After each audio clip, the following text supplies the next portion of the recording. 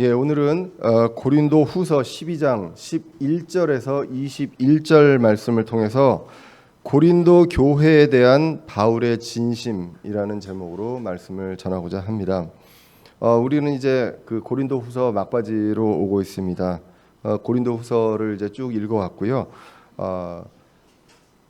하나님께서 이 고린도 후서를 쓰게 허락하신 그 인간의 그 저자가 바로 바울인 것을 우리는 알고 있습니다. 그리고 이 편지를 받을 사람, 수신자가 바로 고린도 교회 성도들, 더 나아가서는 이제 우리 그리스도인들 전체를 볼 수가 있습니다. 우리가 이제 역사적으로 주된 내용을 보면 사도 바울의 그 사도직, 그 사역에 대한 의심이 일어나게 됩니다. 고린도 전서를 통해 첫 번째 편지를 통해서 사도 바울이 여러 가지 책망에 대한 그 편지를 고린도 교회에 보내게 됩니다. 구원을 받고 그 사도 바울이 교회를 세웠음에도 불구하고 성화되지 못하는 그런 삶 속에서 여러 가지 죄가 이루어지는 그러한 교회를 보고 책망의 편지를 보냈고요. 그 이후에 여러 가지 사건들이 있으면서 마귀 그 거짓 교사가 이제 사주함으로 인해서 사도 바울의 그 사도직과 그 사역에 대해서 의심을 하고 오해하는 그런 일들이 일어나게 되었고요. 그래서 이것에 대해서 진정한 사도가 누구인가 이제 증명하는 그런 내용들, 오해에 대한 해명 이런 것들이 이제 나오게 됩니다. 우리가 성경 전체에 우리가 고린도 후서를 보면요, 그 거짓 사도가 있었고요. 그리고 사도 바울이 있었습니다. 그리스도의 그 진짜 사도가 있었는데 누군가 진정한 사도가 누구인가를 증명하는 그런 것들의 가장 두드러진 것들이 여러 가지 요소들이 나왔지만 두드러진 것들이 있다면 자랑이었습니다.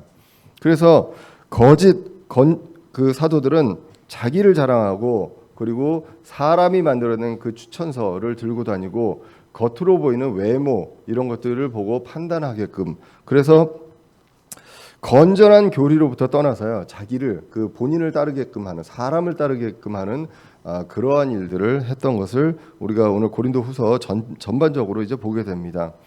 그런데 이제 고린도 후서를 통해서 보게 되면 자기 자랑 이것만큼 어리석은 것이 없습니다. 그래서 자랑은 어리석은 것이다라는 것을 여러 번 강조하면서 이야기하게 됩니다.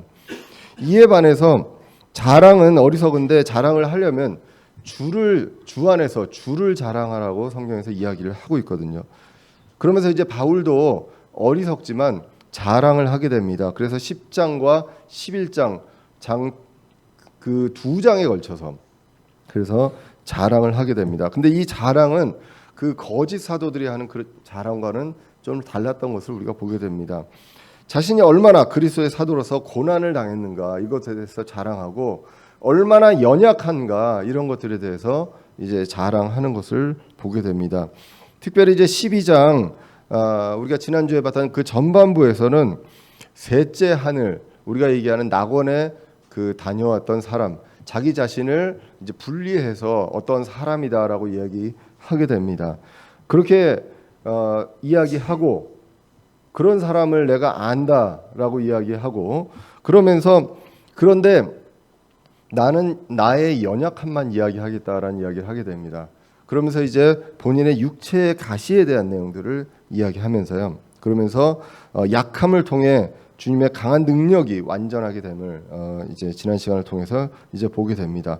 결국 우리는 사람은 누구나 내가 완벽하다, 내가 잘하는 것, 그리고 아름답게 그리고 화려하게 드러나 보이는 것들을 자랑하는 것이 아니라 내가 가진 것 이런 것들을 자랑하는 것이 아니라 나의 연약한 면 그리고 내가 정말 힘들어하는 그런 면들을 드러내야 한다는 것을 우리가 성경을 통해서 이제 알게 됩니다. 왜냐, 그러한 약함을 통해서 하나님께서 그 놀라우신 일을 이루어가게 됩니다. 도저히 내 능력으로 할 수 없는 것 같은 그러한 일들을 하나님께서 도우셔서 하나님께서 이끌어 주셔서 하나님의 강한 권능을 완벽하게 드러내신다는 것입니다. 그러므로 약함을 자랑하는 것이 이제 성경적으로 맞다라는 것입니다. 보통은 우리가 감추려고 하잖아요, 나의 약점을. 근데 나의 약점을 같이 드러내고 공유하고 그렇게 함으로써 하나님께서 그 놀라우신 일을 이루어낸 것을 이제 보게 됩니다. 그래서 사실은 우리가 그 간증이라고 하는 것들이 이제 우리 교회에 이제 신앙 여정을 하시는 분들은 좀 다른 점이 있다면 자신이 정말 어려웠고 힘들었고 하는 것들을 다 이제 털어 놓으시는 것을 볼 수 있습니다. 보통은 다른 교회에서 이제 성공 사례에 대한 것들을 이제 간증을 많이 하게 되거든요. 근데 그것보다 어려운 중에서 힘들었던 중에서 주님께서 함께하신 그러한 것들을 우리가 많이 이제 듣게 됩니다. 자, 그래서 결국 보면 고린도후서는 그 키워드가 고린도후서 처음에도 나왔죠. 핵심 단어가 자랑입니다. 그래서 가짜는 자신을 자랑하고 진짜는 자랑을 하는데 주 안에서 주를 자랑하고 나의 약함을 드러낸다라는 것을 그 차이점이 있다는 것을 보게 됩니다. 자, 그리고 이제 오늘 본문으로 와서 다시 한번 또 하나의 자랑을 하게 됩니다. 마지막 자랑은 사도의 표적입니다. 자신이 사도임을 드러내는 그 표적에 대한 자랑들을 이제 하게 됩니다. 오늘 본문 11절을 한번 보겠습니다. 내가 자랑으로 어리석은 자가 되었거니와 너희가 억지로 나를 시켰느니라. 내가 너희에게서 칭찬을 받아야 마땅하노니 내가 아무것도 아닐지라도 무슨 일에서나 가장 으뜸 가는 사도들보다 결코 뒤지지 아니하노라라고 이야기를 하게 됩니다. 사도 바울은 자랑을 하게 됐고 지금 또 자랑을 하는데 본의 아니게 자랑을 한다는 것입니다. 원래 자랑을 하고 싶지 않았고 자랑이란 것은 어리석은 자가 하는 것이다. 그러므로 내가 자랑함으로써 어리석은 자가 되었다라는 것입니다. 그런데 이것은 내가 하고 싶어서 한 게 아니라 너희 때문에 억지로 하게 됐다. 억지로 너희가 나를 시켰다라는 내용이 이제 나오게 됩니다. 그들을 생각하는 고린도 교회를 생각하는 사도 바울의 마음이 나오게 됩니다. 누구든지 어리석은 자가 되고 싶지 않잖아요. 나는 이만큼 그 멍청합니다라고 이야기하고 싶은 사람은 없습니다. 그 직설적으로는 이야기하지 않지만 은연중에라도 나는 내가 이만큼 똑똑합니다. 내가 이만큼 머리가 좋습니다. 내가 이만큼 IQ가 높습니다. 이러한 내용들을 이야기하고 싶지 않습니까? 그런데 사도 바울은 자랑이라는 것은 어리석은 것이라고 얘기합니다. 그래서 하고 싶지 않았는데 하고 싶지 않았지만 억지로 할 수밖에 없다. 그래서 내가 어리석은 자가 되었는데 그것은 너희 때문이다 라는 내용들을 이야기를 하게 됩니다.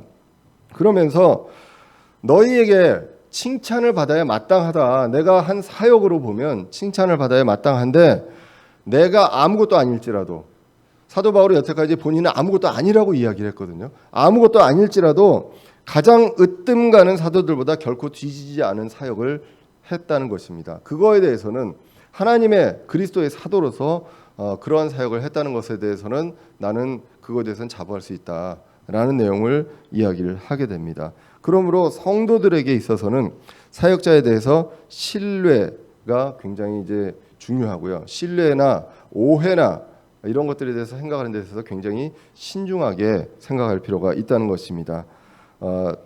디모데전서 5장 17절에 보면요. 이렇게 기록되어 있습니다. 잘 다스리는 장로들을 2배나 존경할 자로 여기되 특별히 말씀과 교리로 수고하는 자들에게 그리할지니라 라고 나오게 됩니다. 그래서 말씀을 전하고 바른 교리로 전했을 때 그 사람에 대해서 사역자에 대해서 사람으로서 신뢰하는 것, 그것은 성도들이 신중하게 고려하면서 오해하지 않고 신뢰하는 것들은 중요한 덕목임을 이제 오늘 본문을 통해서 이제 알 수가 있습니다. 자, 그래서 이 11절 후반부에 보시면 으뜸 가는 사도들보다 절대 결코 뒤지지 않는다. 나는 그 내용을 이야기를 하게 됩니다.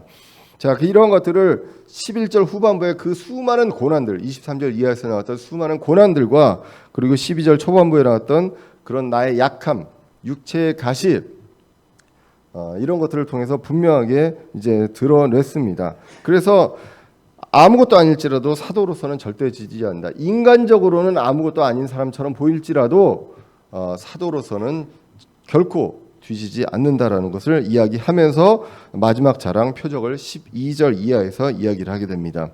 진실로 내가 너희 가운데서 모든 인내와 표적들과 이적들과 능한 행위들로 사도의 표적을 행하였노라라고 나오게 됩니다.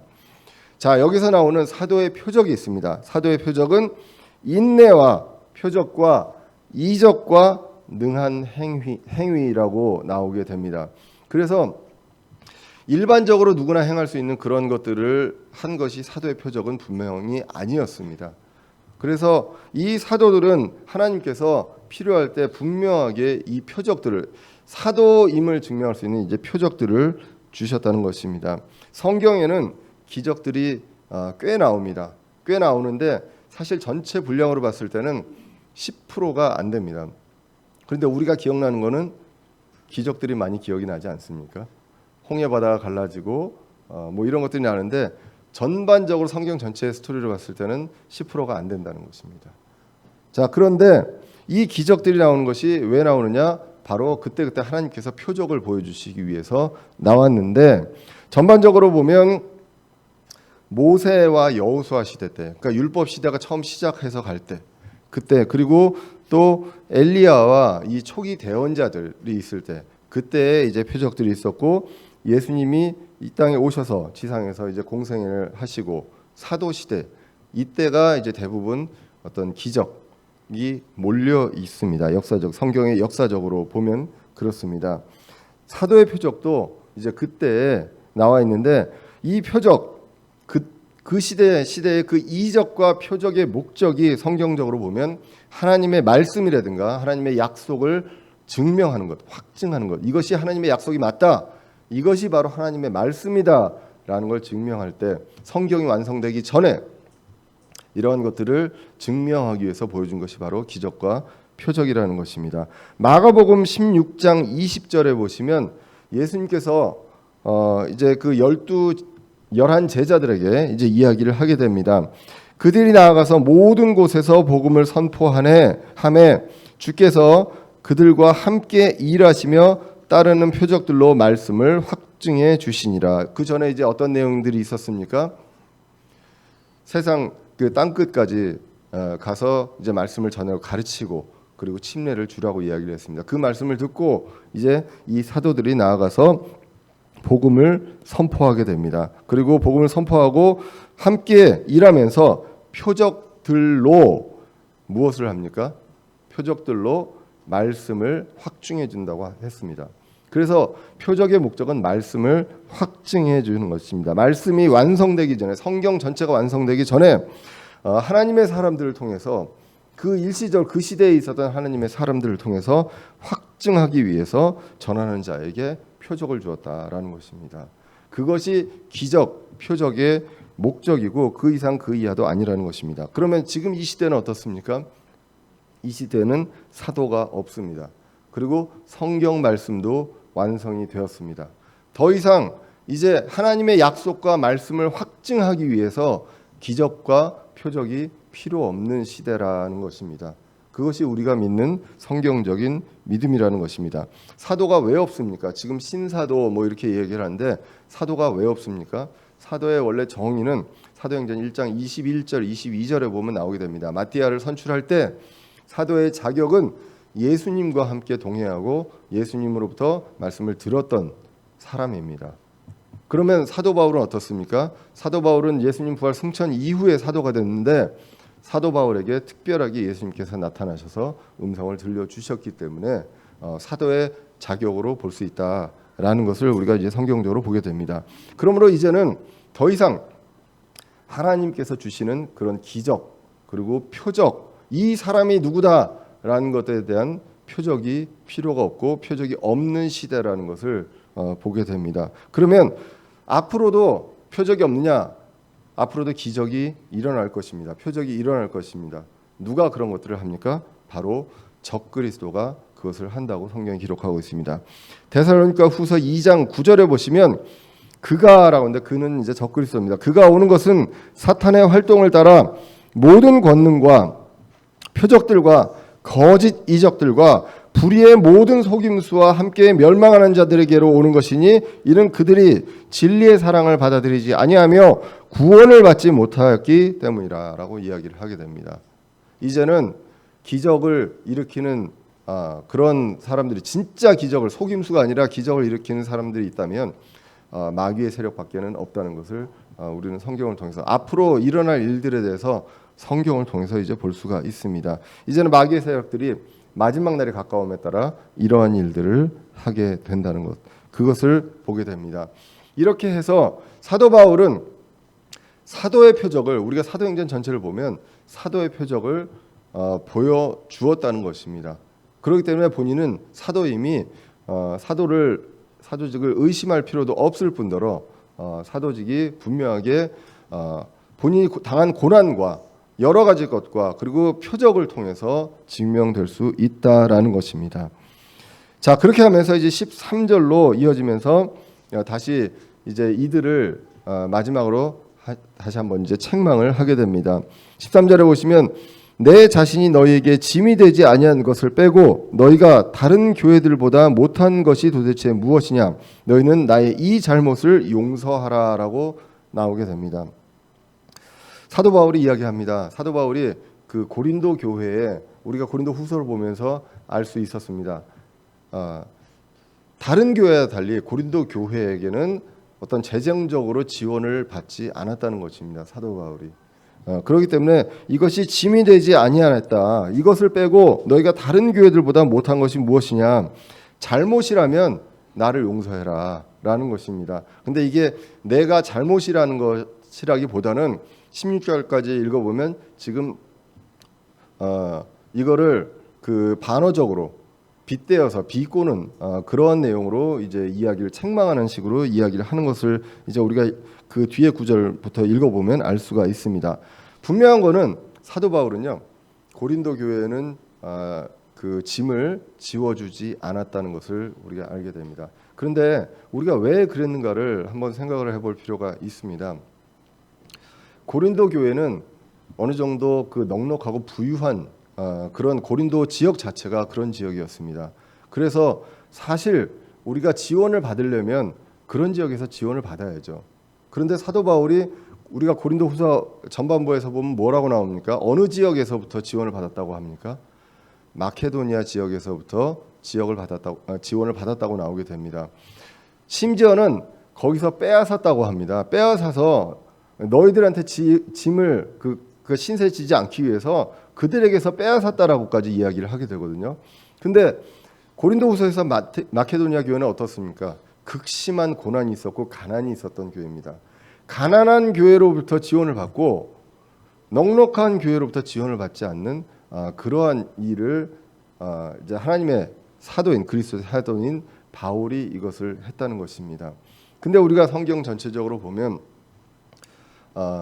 왜 그랬느냐를 우리가 유추할 수 있는데 왜 그랬느냐를 이제 성경적으로 보면 이제 이 부유한 지역에 그 넉넉한 지역에 와서 교회를 세운다고 하면 이제 그 음해하는 세력들은 돈 때문에 왔을 것이다라고 그 공격을 할 수가 있습니다.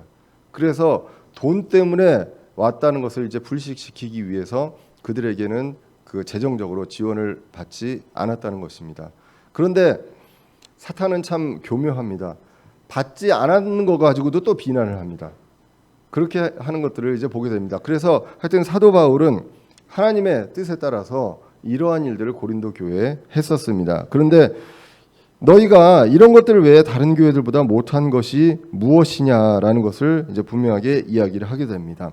14절로 이어서 보면 보라 내가 세 번째 너희에게 갈 준비가 되어 있으나 너희에게 짐이 되지는 아니하리라. 또 다시 한번 가는데 세 번째 가는데 또 너희에게 짐을 지우지 않을 것이다 라고 이야기를 합니다. 나는 너희 재물을 구하지 않고 너희를 구하노니 자녀들이 부모를 위해 모아두지 아니하고 부모가 자녀들을 위해 하느니라 라고 이야기를 하게 됩니다. 또 짐이 되지 않겠다. 부모의 마음으로 갈 것이다 라는 것입니다.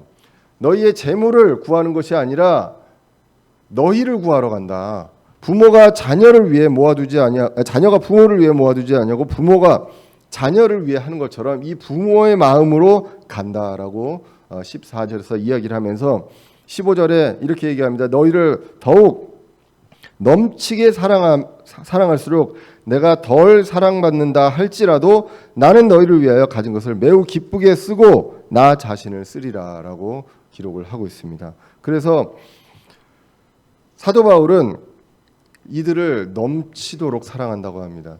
근데 이 사랑하는 것들을 통해서 그들이 그 풍성한 사랑을 받음으로 인해서 덜 사랑한다 할지라도 그런 거와 개의치 않고 부모가 자녀에게 하듯 그 자녀가 부모에게 어떠한 태도를 보이고 어떠하든 간에 부모의 마음으로 하듯 기쁘게 이런 것들 사역을 하고 기쁘게 나 자신을 너희들을 위해서 쓰리라라는 기록을 이제 하게 됩니다. 16절을 보면 이제 사도 바울이 내 잘못을 용서하라라고 이렇게 지금까지 얘기했던 것들을 풍자했다는 것을 알 수가 있습니다. 16절에 보면 그러나 그렇다 하여도 나는 너에게 짐을 지우지 아니하노라. 그럼에도 불구하고 내가 간교하게 행하여 너희를 속임수로 사로잡았도다라고 합니다. 사도 바울이 진짜로 그 간교하게 행해서 속임수로 그들을 사로잡았습니까? 그렇지 않잖아요. 본인은 그렇지 않다는 얘기를 하면서 그러면서 여기서 뭐라고 얘기하냐면 그럼에도 불구하고 내가 간교하게 행하여 너희를 속임수로 사로잡았도다. 나의 잘못을 용서하라 라고 이야기를 한다는 것입니다. 이것은 누가 이야기하는 것입니까?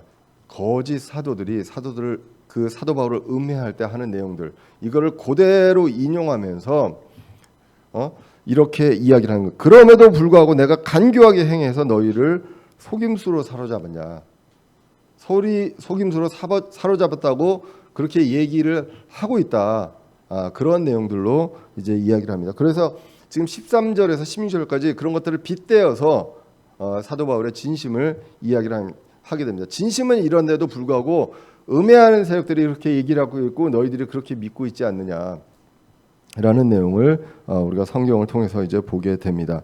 결국 이 내용들이 왜 나옵니까? 가짜 거짓 사도들이 바울을 음해하는 방식을 이제 볼 수가 있습니다. 짐을 지우지 않았습니다. 사도 바울은 그러니까 사도 바울이 고린도에서 1년 6개월 동안 머물면서 교회를 세우고 그렇게 하면서 지원을 받았을 때 이 지원이 재물을 위함이다, 재물의 생각이 있어서입니다라는 그런 어떤 오해를 불식시키기 위해서 그쪽에서 재물을 받지 않았는데 그런데 그것에 대해서 가짜들은 이제 간교하게 속임수로 이렇게 했다라는 내용으로 이야기를 하게 됩니다. 근데 어떠한 속임수로 사도 바울이 했다라고 이야기를 하는지 17절, 18절을 통해서 우리가 그들이 그 거짓 사도들이 했던 방식들을 보게 됩니다. 17절에서 보시면 이렇게 기록을 합니다. 내가 너에게 보낸 자들 중에 누구를 시켜 너에게 이득을 취하더냐. 그러니까 결국 거꾸로 얘기하면 사도 바울이 본인은 고린도 교회에 여러 가지 이득을 하나도 취하지 않았다. 그런 것처럼 보이지만 속임수로 뒤에서 사람들을 보내서 이러한 이득들을 취했다라는 식으로 음해를 했다는 것을 우리가 거꾸로 알아볼 수 있다는 것입니다. 그때 이제 이야기를 합니다. 내가 너에게 보낸 자들 중에 누구를 시켜 너에게 이득을 취하더냐. 18절에는 특별히 이제 디도까지 이야기합니다. 디도를 보냈기 때문에 내가 너희에게 그러니까 디도에게 청하였고 그와 더불어 한 형제를 보내었는데 디도가 너희에게 이득을 취하더냐. 우리가 같은 영 안에서 걷지 아니하더냐. 우리가 같은 보조로 걷지 아니하더냐라고 이야기를 하게 됩니다. 그래서 사도 바울도 그랬고 사도 바울이 보낸 그 디도와 그 다른 형제들도 같은 방식으로 같은 영 안에서 같은 믿음으로 모든 것들을 동일하게 했었다라는 내용들을 이야기하면서 그 가짜 거짓 사도들이 음해하는 이러한 것들을 이제 다시 한번 이제 증명하는 그러한 내용들이 이제 나오게 됩니다. 그러면서 이제 19절로 이어집니다. 너희는 우리가 너희에게 우리 자신을 변명하는 줄로 또 생각하느냐. 우리가 그리스도 안에서 하나님 앞에서 말하거니와 극진히 사랑하는 자들아 오직 우리는 너희를 세우기 위하여 모든 것을 행하느니라 라고 기록을 하고 있습니다. 19절에 보시면 바울은요 고린도 교회를 위해서 자신이 짐이 되지 않기를 바라고 다른 교회의 지원을 통해서 이것들을 해결을 했는데 고린도 교회를 위한 그 마음, 그 사랑하는 마음 때문에 조금이라도 실족거리를 주지 않기 위해서 이러한 것들을 했는데 그것이 오히려 공격의 빌미가 됐습니다. 19절에서는 이것을 이제 우리가 이런 것들에 대해서 당당하게 얘기하는 것이지 변명이 아니다라고 분명하게 이야기하면서 그리스도 안에서 그리고 하나님 앞에서 말한다. 뭐라고 얘기합니까? 극진히 사랑하는 자들아라고 이야기합니다. 사도 바울의 마음입니다. 고린도 교회를 극진히 사랑하는 마음. 사도로서 그리고 사역자로서 교회에 대한 마음이 어때야 된다는 것, 극진히 사랑하는 마음이 있어야 한다는 것을 이제 보게 됩니다. 그래서 바울 그리고 사도 사역자가 하는 것들, 성도들을 교회를 세우기 위함이고 극진히 사랑하는 마음으로서 교회를 그리고 성도를 세우는 것, 이것이 바로 사역자의 자세가 되어야 한다는 것입니다. 에베소서 4장 11절 이하에서 이렇게 기록됩니다. 그분께서 더러는 사도로, 더러는 대언자로, 더러는 복음 전도자로, 더러는 목사 겸 교사로 주셨으니, 시대에 따라서 사도를 주시기도 했습니다. 시대에 따라서 대언자를 주시기도 하셨습니다. 그리고 복음 전도자, 목사 겸 교사를 주셨습니다. 그 이유가 무엇입니까? 12절에 이것은 성도들을 완전하게 하고 섬기는 일을 하게 하며 그리스도의 몸을 세우게 하려 함이다라는 것입니다. 이들은 성도입니다. 구원받은 자들이 있습니다. 구원받은 자들을 가르쳐서 완전하게 하는 것입니다. 그리고 섬기는 일을 하게 하고요. 그리고 그리스도의 몸 교회를 세우게 하려 함이다라고 분명하게, 그렇게 하기 위해서 이런 사람들을 세우셨다라고 분명하게 이야기를 하고 있습니다. 그러므로 이 사역자들은 이 교회와 성도와 이 사람들을 극진히 사랑하는 마음으로 교회를 세우고자 해야 된다는 것, 그것을 이제 오늘 본문을 통해서 이제 보게 됩니다.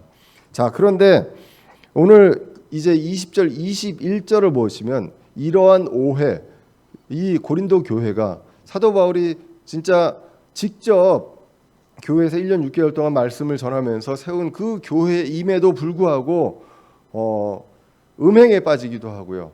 그리고 죄에 빠지기도 하고 그래서 이제 고린도 전서 그 편지를 보내게끔까지 하게 하고, 또 더 나아가서 바울의 사도직을 의심하는 그런 일들까지 일어나는 그 원인이 무엇이냐? 물론 거짓 사도, 그 마귀의 영향도 있습니다. 그러나 그들에게 성화가 없었다는 것, 성도의 돌이킴, 회개가 없었기 때문에 그 안에서 자라가야 함에도 불구하고 이 성품, 그리스도의 성품을 닮아가는 그러한 것들이 없었기 때문이다라는 것을 이제 20절, 21절을 통해서 우리가 보게 됩니다. 20절을 보시면 이렇게 기록합니다. 이제 세 번째로 가게 되는 그 계획을 하는데, 내가 갈 때 내가 원하던 모습으로 너희를 보지 못하고 또 너희가 원하지 않는 모습으로 내가 너희에게 보일까 염려하며, 또 논쟁과 시기와 진노와 다툼과 헐뜯음과 수근거림과 거만함과 소동이 있을까 염려하고라고 합니다. 이러한 것들을 염려합니다.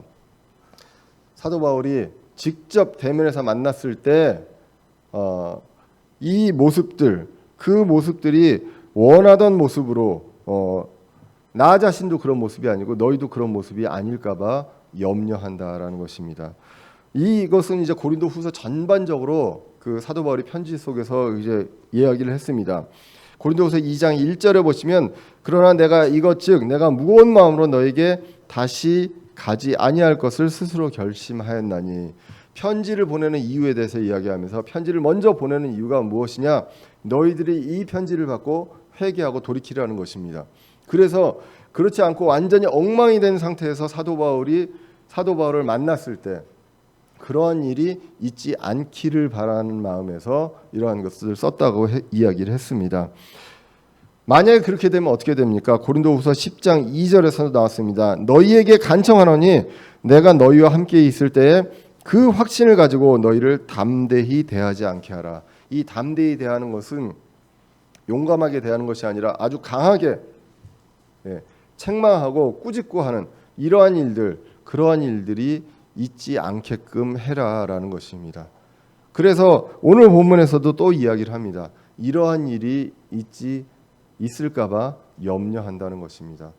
그렇게 이 편지를 보내고 했을 때, 그리고 세 번째로 갔을 때 하나도 변화되지 않는, 성화되지 않는 그 모습을 보고서 사도 바울과 이 그 성도들 모두가 다 원하지 않는 모습으로 이제 만나게 될 때 그러한 것들을 염려한다라고 합니다. 그 피터 러크만 목사의 그 주석에 보면 이 9절 20절을 본인은 이제 개인적으로 그리스도께서 다시 오실 때의 말씀으로 한번 적용해서 본다 그러면서 자신을 반성한다 그런 내용들로 되어 있습니다. 예수님께서 다시 오실 때 지금 여기서도 사도 바울이 고린도 교회를 다시 찾아갑니다. 구원받지 못한 사람을 보는 것이 아니라 성도들을 찾아가는 거거든요. 구원받은 사람들을 찾아가는데 성화되지 못한 모습, 머리로는 뭔가를 알고 있으나 우리가 마음으로 성품적으로 하나님의 성품을 닮아가지 못하는 그러한 모습들을 있을 때 그것을 염려한다고 했던 것처럼 주님께서 다시 오실 때 우리의 모습이 정말 주님께서 구원하여 주시고 하나님의 자녀로 합당한 모습인지 아니면 거기에 부끄러운 모습인지 그런 것들에 대해서 염려가 된다라는 내용들을 이제 그 적용하는 것을 이제 보게 됩니다. 그래서 우리는 모두가 다 말씀에서 우리가 진리를 잡고 바른 교리, 바른 성경을 갖고 이 자리에 모인 여러분들 정말로 이것이 중요한데요. 그 이상 그 이후로 중요한 것은 말씀을 알아가고 이 말씀이 우리 마음에 뿌리 내리고 열매를 맺어서 성화되어가고 날마다 성도의 회개가 일어나는 그러한 과정들이 있지 않으면 과연 주님이 보실 때 물론 내치시지는 않습니다. 하지만 우리가 보기에 얼마나 부끄러운 모습일까라는 것을 생각을 해볼 필요가 있습니다. 그것이 무엇입니까? 20절에 나온 것처럼 논쟁과 시기와 진노와 다툼과 헐뜯음과 수군거림과 거만함과 소동입니다. 이런 것들이 있을까 염려한다고 이야기를 하고 있습니다. 자, 그러면서 이제 21절로 이어집니다.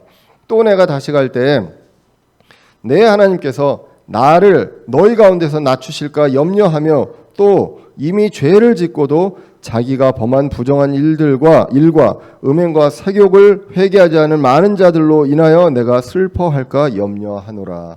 이거는 사도 또는 사역자의 염려를 이야기를 하고 있습니다. 주님께서 사도 바울을 그 고린도 교회 앞에서 낮추실까 염려한다고 합니다. 왜 낮춰집니까? 사도로서 사역자로서 부끄럽겠죠.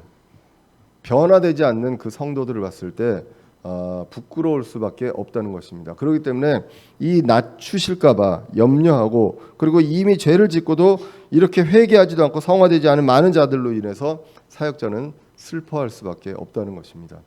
사역자의 기쁨과 사역자의 슬픔에 대해서 고린도 후서에서 다 나오는 것을 볼 수가 있습니다. 사역자의 기쁨은 구원받은 자들과 함께 주님 앞에 서는 것이 사역자의 기쁨이라고 분명하게 이야기를 했습니다. 사역자의 슬픔과 염려는 무엇입니까? 성도들이 성화되지 않고 그리고 회개가 이루어지지 않는 그러한 상황들이 계속 이어질 때 교회는 있으나 그리고 계속 시간은 지나가고 말씀을 선포는 하나 달라지는 것이 없을 때 그때의 사역자들은 슬퍼할 수밖에 없다는 것을 이야기를 하게 됩니다. 바울이 고린도 후서 전체에서 이 염려를 많이 하였습니다. 다시 세 번째로 찾아갔을 때도 성화되지 않고 회개하지 않는 자들이 있을까 봐 염려한다는 것입니다. 여러분들 어떻습니까? 성도 수가 줄을 때 그리고 교회 예배당이 화려하지 못하고 초라할 때 그때 사역자가 의기소침하고 슬퍼하고 염려합니까? 정말로 염려해야 될 것은 성도가 늘어남에도 불구하고 그리고 구원받은 자들이 많음에도 불구하고 그렇지 않은 그런 교회들과 똑같은 현상들이 일어날 때 그때 정말로 사역자들은 하나님 앞에 부끄러울 수밖에 없다는 것 그리고 부끄러워해야 한다는 것 그것을 우리가 성경을 통해서 이제 보게 됩니다. 오늘 본문을 통해서 바울의 글을 통해서 사역자의 마음 그리고 또 하나 성도의 자세를 알 수가 있습니다. 이제 말씀을 정리해 보면 사역자의 마음, 진심 사도 바울 그리고 사역자의 마음과 진심을 보면 첫 번째로 성도를 위해서 어리석은 일까지도 할 수 있어야 한다는 것입니다. 사도 바울은 어리석은 자가 되고 싶지 않았습니다. 하지만 그 고린도 교회를 위한 그 마음을 통해서 어리석은 자가 스스로 되면서 억지로 되면서라도 사도직에 대한 오해를 풀고자 했다는 것입니다. 먼저는 오해를 풀고자 했습니다. 그리고 이제 두 번째로 부모의 마음으로 나아갑니다. 부모의 사랑으로 나아가는 것, 그것이 사역자의 진정한 자세라는 것입니다. 제가 나이가 여러분들보다 뭐 크게 많은 것도 아니고 오히려 저보다 연배가 높으신 분도 많고 제가 인격적으로 배워야 될 것들이 많으신 분들이 우리 교회에 많이 있습니다. 그럼에도 감히 부모의 마음으로 나간다는 것은 우리가 말씀을 선포하고 이 말씀을 통해서 어린아이부터 어르신까지 모두 다 말씀을 통해서 성화되고 성도의 회개가 날마다 이루어지는 이러한 것들을 행해야 되는 그 사명감, 그 마음, 그것이 부모의 마음으로 나아가야 한다는 것입니다.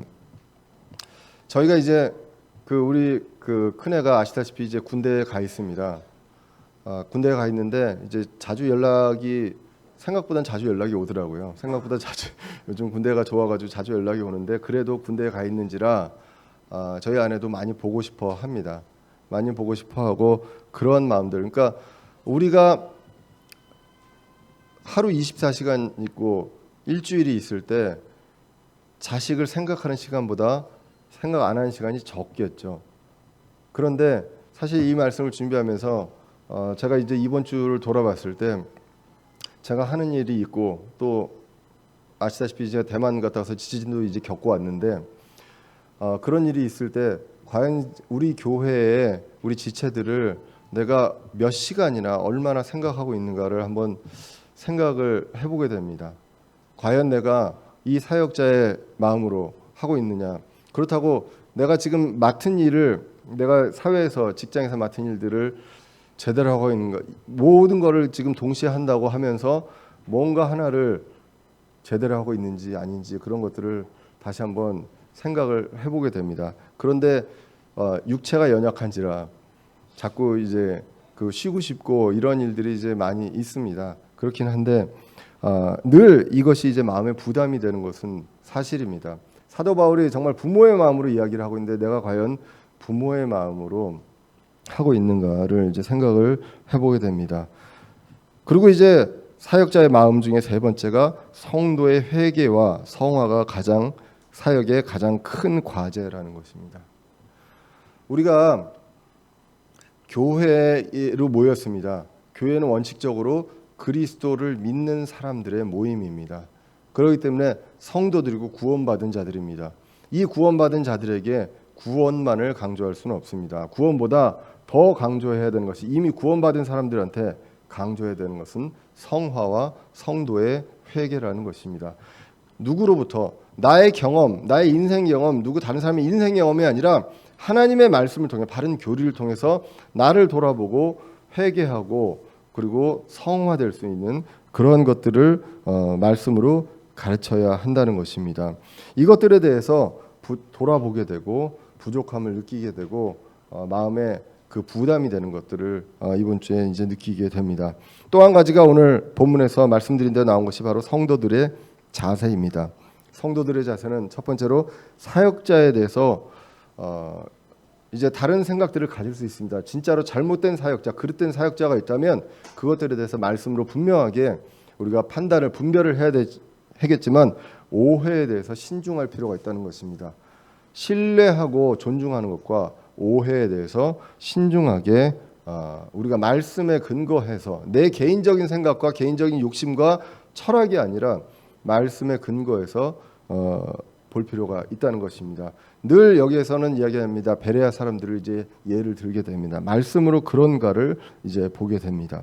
그리고 두 번째로 말씀을 통해서 성화, 회개에 힘을 써야 한다는 것입니다.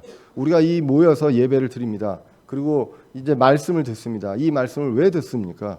여러분들이 한 구절이라도 더 지식적으로 알기 위해서 듣습니까? 아니면 나한테 내 삶에 적용시키고 내가 성화되어가는 삶, 주님 다시 오신 날까지 날마다 성화되어가고 날마다 나를 돌아보고 성도의 회개를 하고 돌이키는 그러한 일을 해야 하는지를 이제 보게 됩니다. 그리고 마지막으로 성도가 되셔야 합니다. 여기 이제 계시는 분들은 대부분 이제 그 말씀을 통해 구원을 받고, 그러나 이제 바른 교리와 바른 성경으로 찾기 위해서 먼 곳까지 이곳에 와서 이제 모인 분들이 많이 있습니다. 그러나 이 자리에 있으면서 제가 성도로 이야기를 해주는 것이 아니라 말씀에 근거해서 하나님의 성도가 되었는지를 한번 돌아볼 필요가 있고요. 그렇지 않다면 일단은 그리스도의 사람, 하나님의 사람이 되셔야 합니다. 말씀을 들음으로써 주님께서 정말 내 삶과 그리고 내 행위와 상관없이 그리스도의 십자가의 그 귀한 피로서 나의 죄들을 모두 다 담당해 주심으로써 죄의 대가를 치러 주시고, 그 죄의 대가가 치러졌기 때문에 의인으로 칭해 주시면서 우리를 지옥행 열차에서 구출해 주신 그 하나님을 믿음으로써, 그럼으로써 하나님의 자녀가 되는 것이고, 아버지와 혈통과 이런 것이 아니라 하나님을 통해서 이런 것들이 이루어짐을 우리가 분명히 알고 성도가 되셔야 하겠습니다. 그래서 주님께서 사역자에게 주신 큰 임무가 있습니다. 목사는 목자의 어원이 있습니다. 그래서 양을 기르고 먹이고 감독하는 것입니다. 그래서 그 주인된 그 주인의 양들을 잘 먹이고 기르고 감독하는 그러한 것들을 주어진 이 사명을 잘 감당하는 사역자가 될 수 있도록 여러분들이 신뢰해 주시고 기도해 주시면 감사하겠고요. 그리고 여러분들도 이 자리에 모여서 정말 먼 길까지 오셔서 이 자리에 와서 매주 한 번 이 말씀을 듣는데, 이 말씀을 통해서 하나님의 말씀으로 여러분들 마음에 새기고 성화되어가는 삶이 있지 않다면 정말 주님 다시 오신 날 얼마 남지 않은 것을 우리는 느끼게 되는데, 그때에 주님 앞에서 정말 당당하게 기쁘게 맞이할 것인지 아니면 부끄러운 것인지 한번 생각을 해봐야 되겠습니다. 그래서 마지막 때 이러한 것들을 우리가 사역자로서의 마음가짐과 그리고 성도로서의 그 마음가짐이 우리가 말씀을 통해서 바로 하고 풍성하게 이러한 것들을 사역들이 이루어지고, 그리고 여러분들과 제가 교회를 허무는 것이 아니라 교회를 세우는 일에 헌신하는 그러한 저와 여러분들 되시기를 간절히 기원합니다. 기도하겠습니다.